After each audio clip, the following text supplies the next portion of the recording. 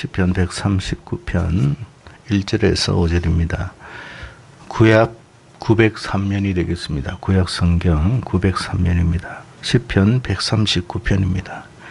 1절에서 5절 우리 함께 교독하겠습니다. 1절 받들겠습니다. 여호와여 주께서 나를 살펴보셨으므로 나를 아시나이다.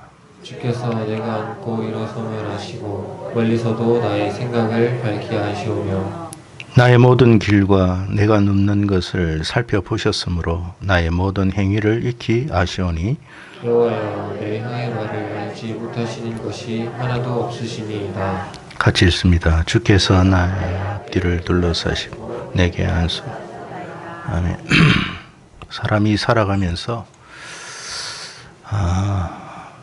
마음의 병을 앓기도 하는데 이 마음의 병이라는 것이 눈으로 나타나는 것이 아니기 때문에 쉽게 발견하지도 못하고 또 그러다 보니 이 마음의 병을 치료하지 못함으로 그 상처가 매우 깊어가는 그런 경우들을 많이 봅니다.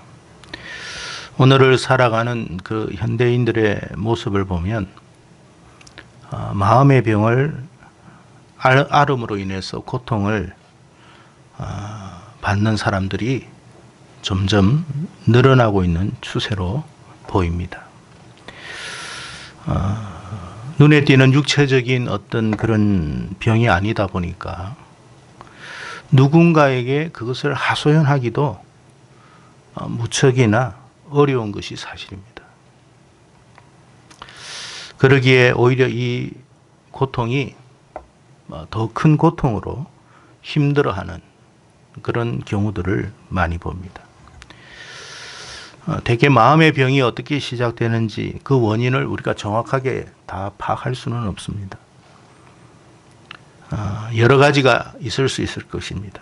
근데 대부분 마음의 병이 사람과의 관계 속에서 일어나는 그런 일들을 많이 본다는 것입니다. 특히 가까운 사람들을 통해서 그 가까운 사람들의 그 관계 속에서 그 섭섭한 마음, 그런 마음이 마음의 병을 낳기도 한다는 것입니다.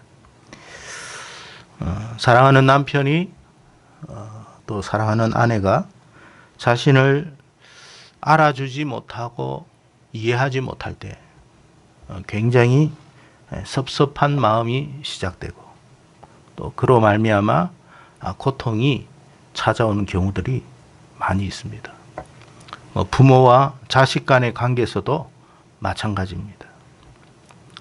심한 경우에는 이 일로 말미암아 관계까지도 단절되고 끊어지는 경우들도 있습니다. 사실 가까운 사람이기 때문에 더 섭섭한 마음이 크고 서운한 마음이 더할 수도 있습니다. 이런 섭섭한 마음이 조금씩 쌓이다 보면 처음에는 내가 뭘 잘못해서 저 사람이 저렇게 행동하나 그런 생각을 하다가도 나중에는 아니 저 사람이 이렇게 나를 섭섭하게 하는데 나중에는 나를 어떻게 대할까 하는 더 큰 고민에 빠지게 된다는 것입니다. 결국 이런 섭섭한 마음이 마음의 병을 낳기도 하고 더 나아가 관계를 단절시키는 요인이 되기도 합니다. 이 마음의 병으로 말미암아 우울증이 찾아와서 고통을 당하는 사람들이 참 많습니다. 그래서 현대사회를 살아가는 사람들 가운데 이 우울증을 앓고 있는 고통당하는 사람들이 점차 늘어나고 있다는 것을 우리가 볼 수가 있습니다. 문제는 뭐냐면 하나님을 모르는 저 불신자들이 그렇다고 한다면 이해가 되겠지만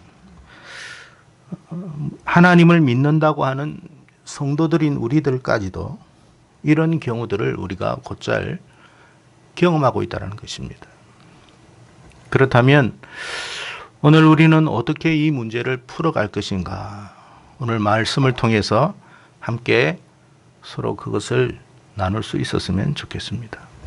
오늘 본문의 말씀은 다윗이 기록한 시입니다. 근데 이 시는요, 분류상 찬양시로 되어 있습니다. 하나님을 찬양한다 해서 찬양시로 되어 있어요. 우리가 잘 알듯이 여러분, 다윗의 삶은 그렇게 평탄한 삶이 아닙니다. 많은 아픔이 있었고 우여곡절이 많았습니다. 목숨이 위태한 적이 한두 번이 아니었어요.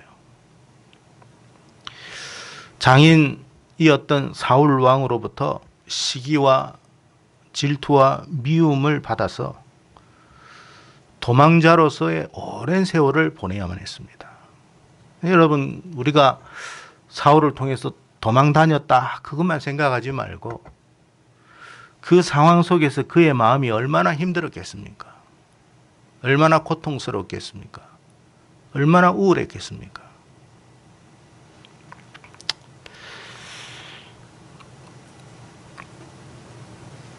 그가 처음 결혼한 아내,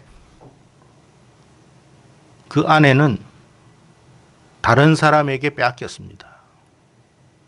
그걸 그는 들었어요. 이후에도 그가 낳은 자녀들 가운데에서 서로 자녀들 간에 분쟁이 일어나고 다툼이 일어나고 싸움이 일어났어요. 그래서 어떤 자녀가 어떤 자녀를 죽이기도 하고 오빠가 동생을 강간하기도 하고. 여러분, 이게 평범한 가정 속에서 일어날 수 있는 일이라고 생각하기는 다윗의 입장에서는 너무나 힘든 고통이 아닐 수가 없습니다. 여러분, 그는 마음의 병을 앓고 살았던 사람이에요.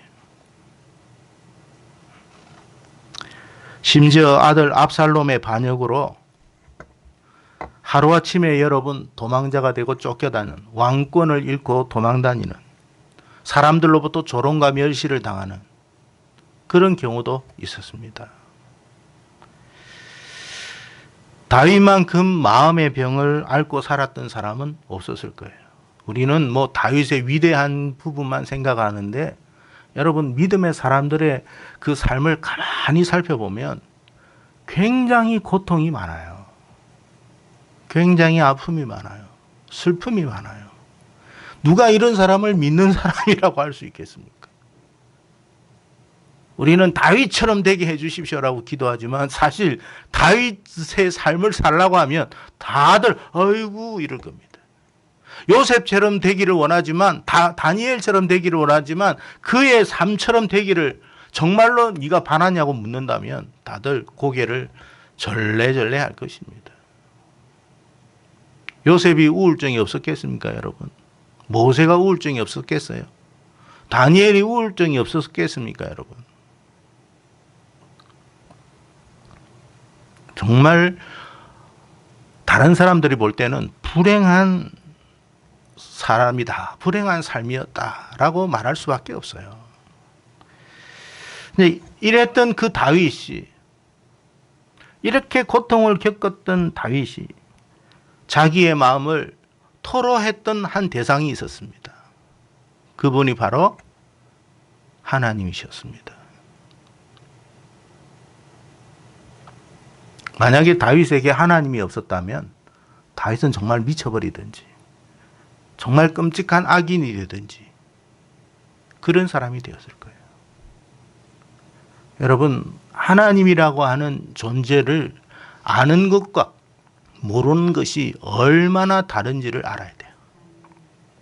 하나님이 있는 사람과 없는 사람의 삶의 방향이 어떻게 달라지는지를 알아야 돼요. 예수를 믿는다고 여러분 우울증이 없고 아픔이 없고 고통이 없다, 그런 생각하지 마세요. 똑같아요, 삶은. 다만 그 문제를 어떻게 풀어가고 어떻게 해결할 것인가의 문제일 뿐이에요. 그러니까 나만 겪는 고통이라고, 찬송가도 찬양도 있잖아요. 나만 겪는 고통이라고 생각하지 마세요. 모두가 알고 보면 다 아픔이 있고 슬픔이 있고 괴로움이 있는 거예요. 그 문제를 어떻게 풀어가느냐가 믿음이 있는 사람과 없는 사람의 차이일 뿐이라는 거예요.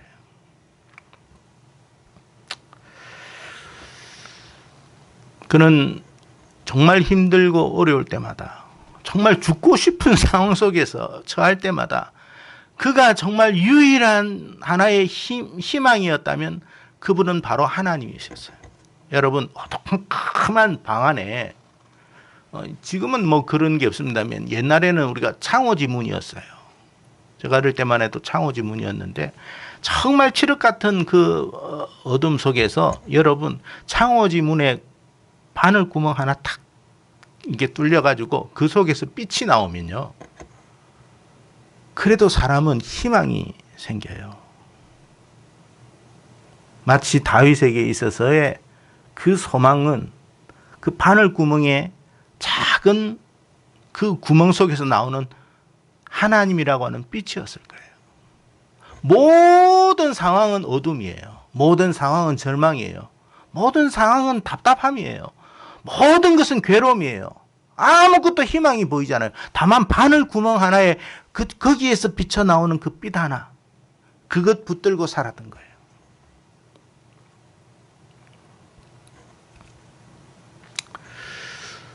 누가 그 다윗의 마음을 이해할 수가 있겠습니까?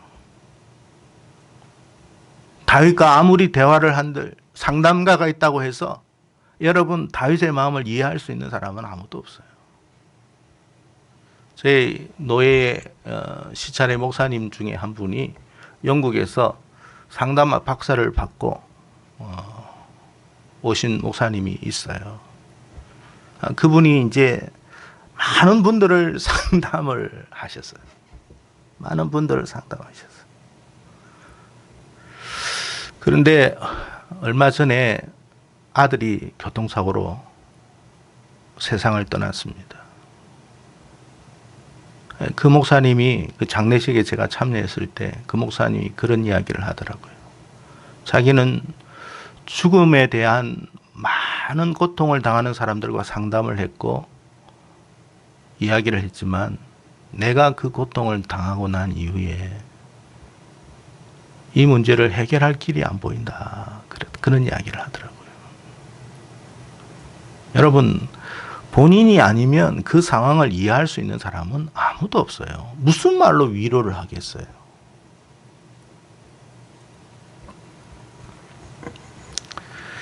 여러분, 우리의 고통, 우리의 슬픔, 우리의 아픔을 이겨낼 수 있는 그 한 줄기의 빛은 뭐냐면 살아계신 하나님이에요.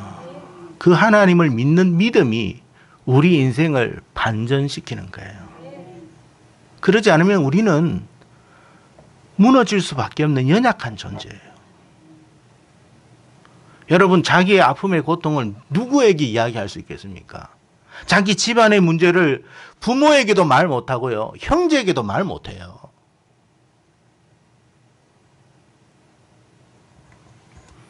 남편과의 갈등, 아내와의 갈등이 있는 그것을 여러분 친정 가서 이야기할 수 있을 것 같아요? 시댁 가서 이야기할 수 있을 것 같아요? 못해요, 여러분.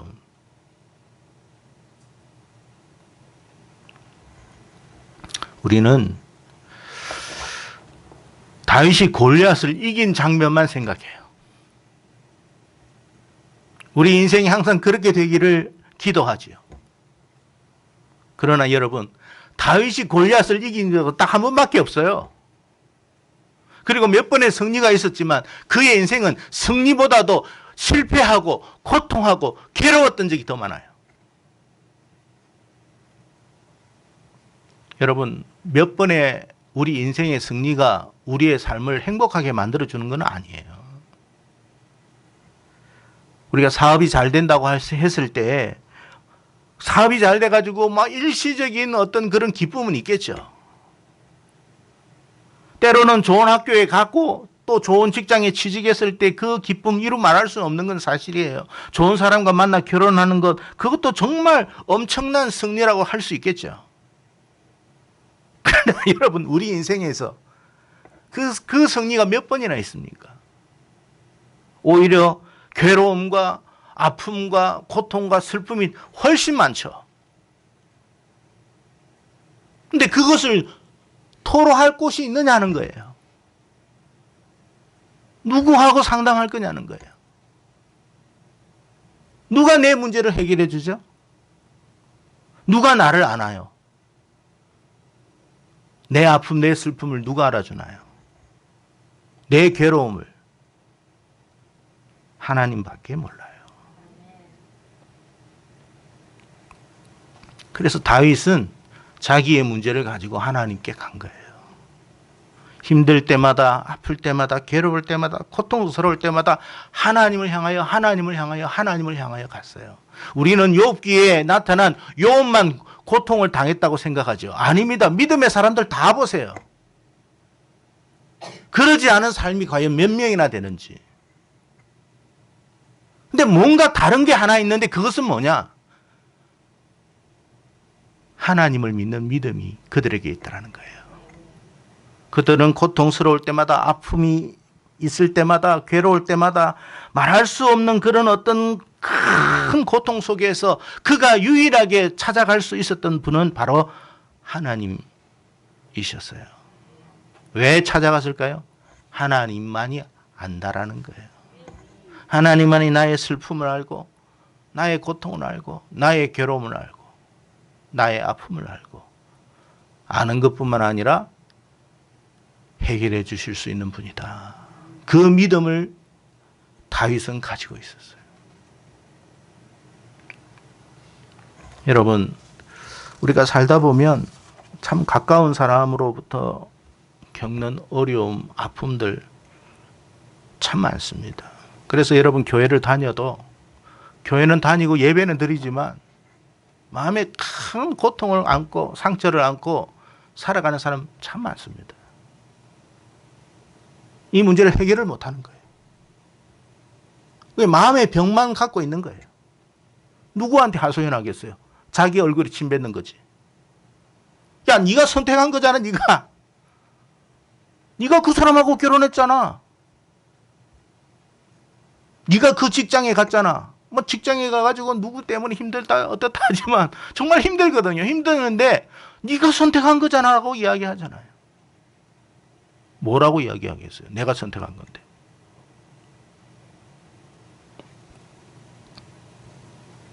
그러나 여러분, 이런 가운데에서 정말 우리를 깊이 이해해 주실 수 있는 분은 하나님이십니다. 그래서 우리는 그 하나님께 가야 돼요. 왜 하나님은 이런 상황을 우리에게 만드셨을까요? 결국 그건 하나예요.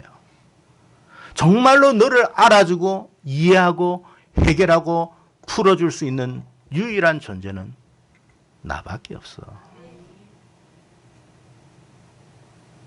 그것을 우리가 세상을 살아가면서 깨닫는 거예요. 그것을 발견하는 거예요. 그것을 알아가는 거예요.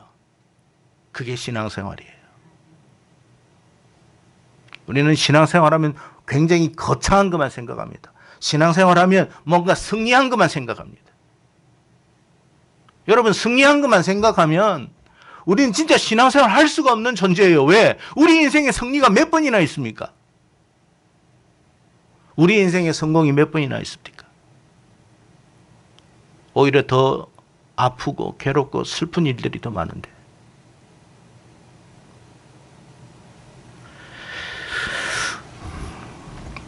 그래서 여러분, 자기 안에 있는 이 괴로움과 고통과 슬픔을 표현을 못하고 그냥 끙끙 앓아요. 여러분, 끙끙 앓지 말고 하나님께로 가세요. 살아계신 하나님을 믿으신다면 하나님께로 그 문제를 가지고 가세요. 다윗의 시편을 보면, 다윗의 시를 보면, 이 시편을 보면 다윗이 뭐라고 이야기했는지를 우리가 잘 알아요. 때로는 여러분, 그가 분노에 차 있었을 때 하나님 앞에 호소합니다. 하나님, 저들을 어떻게 좀 해주세요. 저 악인들을 어떻게 해주세요. 막 합니다. 어떻게 저 사람이 믿는 사람 맞나 싶을 만큼 그런 표현들도 해요. 근데요, 사람에게는 그런 표현이 합당하지 않을지는 몰라도 하나님은 괜찮아요. 하나님은 우리의 모든 것을 다 받아주실 수 있는 분이에요. 네가 괴로운 건 괴로운 거야. 네가 슬픈 건 슬픈 거지. 그 슬픈 것을 슬프지 않은 척, 아프지 않은 척, 힘들지 않은 척 하지 마. 그러면 더 병들어요, 여러분. 우리는 슬프고 아프고 괴로운 것을 하나님께 가져가야 돼요. 그래서 기도가 필요한 거예요. 기도가 무르익을 때 찬양이 나오는 거예요. 기도의 능력이 결국 찬양으로 이어지는 거예요. 찬양은 그냥 이어지는 게 아니라 기도의 응답으로 이어지는 거예요. 그래서 성도들은 기도하는 사람들이 돼야 돼요. 우리의 기도는 거창하게 남들이 들을 만한 그럴듯한 소리를 하는 게 기도가 아닙니다. 남들이 야, 너 참 기도 잘한다. 어떻게 문장이 그렇냐. 정말 기가 막힌 문장을 한다. 그런 소리가 기도가 아니에요, 여러분. 우리의 끙끙 앓는 소리도 기도일 수 있습니다. 한나가 여러분 술 취한 여인처럼 여러분 보였어요. 엘리 제사장이 여러분 얼마나 한나가 기도하는 것을 기도로 못 보고 술 취한 여인처럼 봤겠습니까? 그러니까 여러분 술 취한 여인처럼 이렇게 아마 하지 않았나 싶은 생각이 들어요. 기도라고 하면 우리는 흔히 어떻게 합니까? 하나님 아버지 그래서 이렇고 저렇고 저렇게 해서 이러면 기도라고. 아니 한나가 그렇게 했으면 여러분 엘리가 그렇게 오해하지는 않았겠죠. 그런데 한나는 그렇게 기도하지 않았을 것 같아요. 앓는 소리를 하는지 뭔 소리 뭐 짐승의 소리를 냈는지 뭔지는 모르지만 그냥 괴로움의 자신의 모습을 다 이야기했던 거예요. 왜? 하나님 앞에는 괜찮아요. 왜 괜찮아요? 내 아버지니까. 하나님은 우리 아버지니까 괜찮은 거예요. 자식이 부모, 다른 사람은 몰라도 부모에게는 다 말할 수 있어요. 응석 부릴 수도 있어요. 떼쓸 수도 있어요. 그걸 다 아버지니까 부모니까 받아주는 거예요.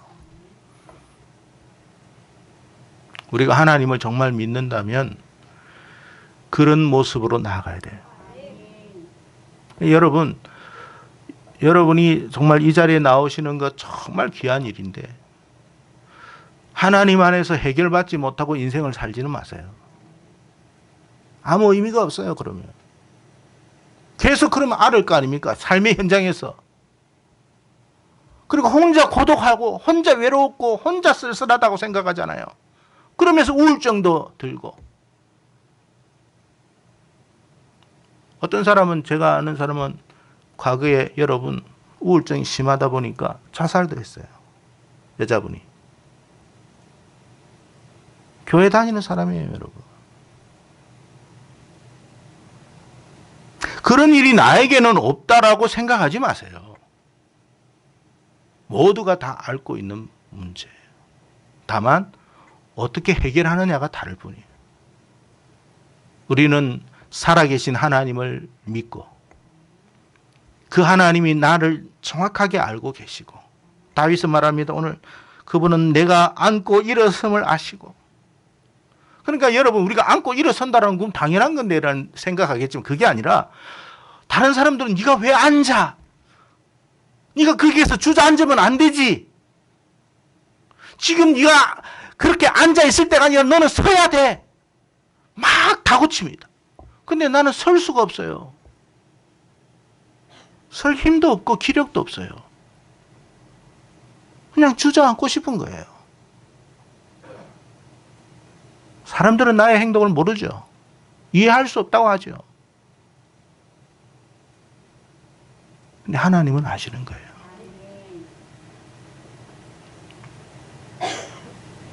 너는 왜 그래 방방거려? 와, 왜 방방거려? 왜 그래 방방거려? 내가 너무 좋아가지고 너무 신이 나가지고. 예를 들어서 이런 경우가 아마 있다고 한번 생각해 보세요. 어떤 어린아이가 자녀가 자기 마음에는 아빠를 돕고 싶고 엄마를 돕고 싶은 거야.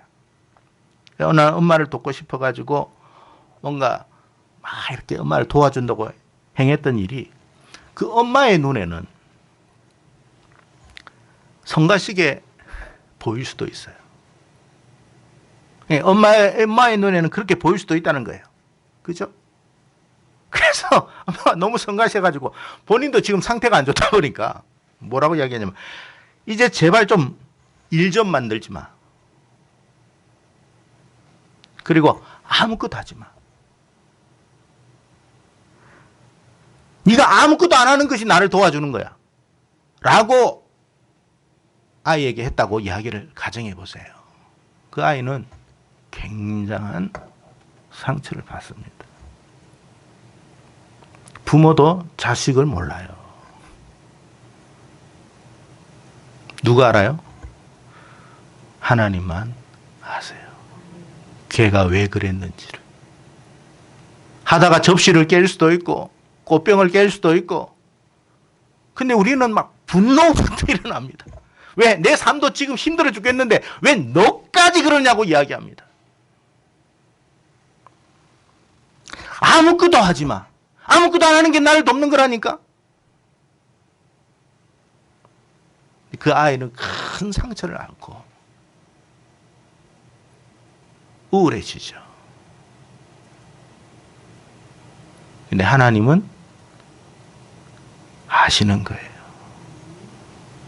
네가 그랬지. 네가 그래서 그런 거지. 예. 다윗도 잘하려고 했는데 오히려 그것이 일이 꼬일 수도 있었고 사람들에게 힘든 일들을 안겨줄 수도 있었습니다. 근데 누가 그걸 알아요? 사람은 몰라요. 남편도 아내도 부모도 자식도 몰라요.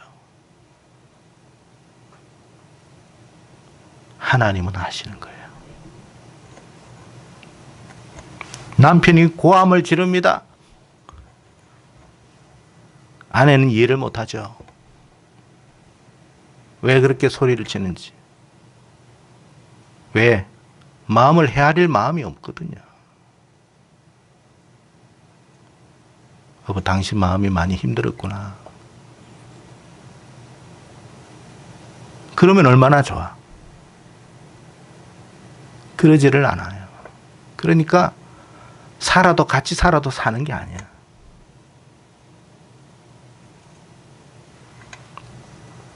여러분, 우리가 신앙생활을 한다라고 하는 것은 결국 하나님만이 나를 아시는구나.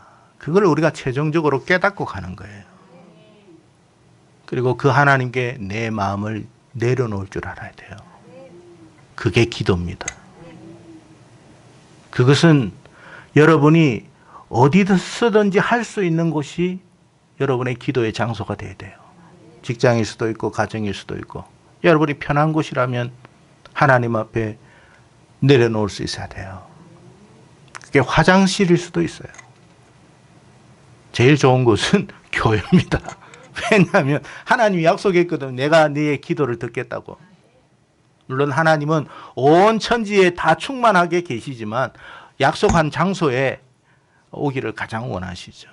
여러분, 저와 여러분이 속상한 마음, 힘든 마음, 그것 때문에 우울해하고 마음의 병을 앓지 마시고 그럴 때일수록 우리가 하나님께 나아가서 우리의 마음을 다 쏟아놓고 그래서 하나님 앞에 해결받는 저와 여러분 되기를 바랍니다.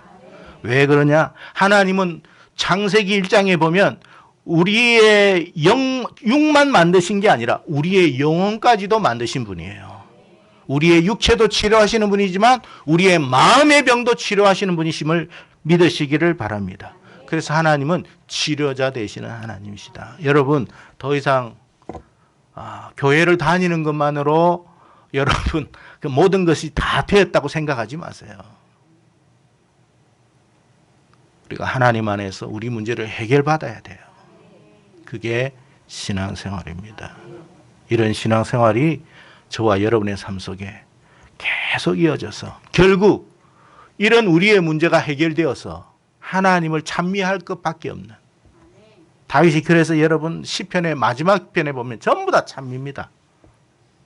그렇게 괴롭고 고통했던 다윗이 마지막에 가면 전부 다 찬미로 끝납니다. 저와 여러분의 인생이 그렇게 되기를 주의 이름으로 축복합니다. 기도하겠습니다.